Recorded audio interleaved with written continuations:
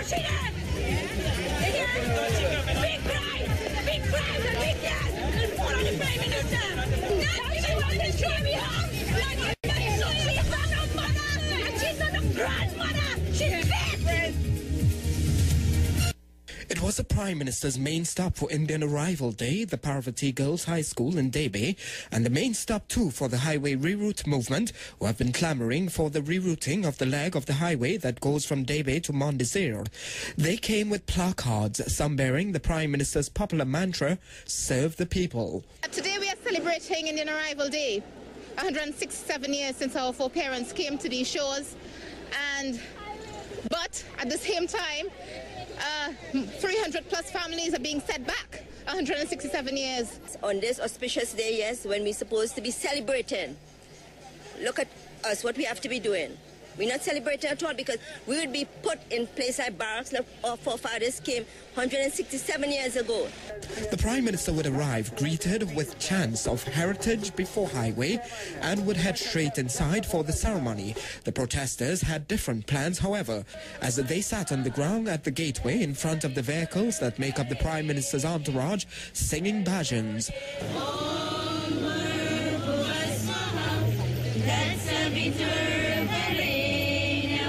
The police, for the most part, appeared uncertain of their next move. Conversing with each other and looking on, the protesters unmoved. The rains came down and an officer moved in to try simple persuasion, but he stood no chance of success against a group of protesters who say their ways of life is about to be drastically altered by the highway plans. They were joined by this elderly woman who sang with them before breaking down in tears a little later. Police would try to persuade Dr. Kamla, who leads the group, and more police officers eventually moved in on the protesters, trying to get them to move.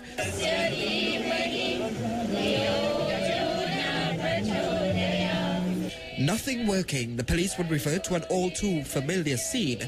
Dr. Kamla being dragged away by the police officers from in front of the gate, the beginning of their action against the protesters.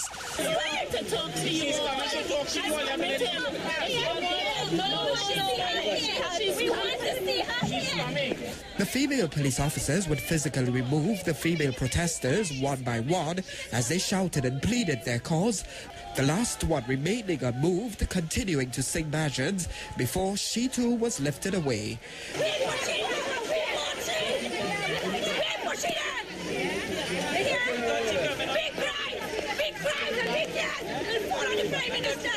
They continued to argue with the police, taking the rage off on them, but directing it to the Prime Minister.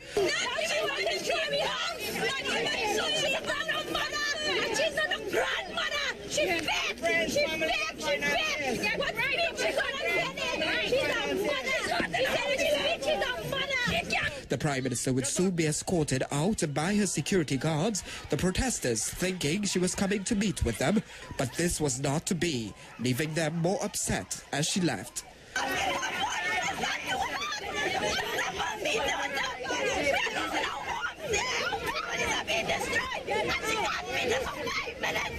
For CNC3, I'm Samson Anton.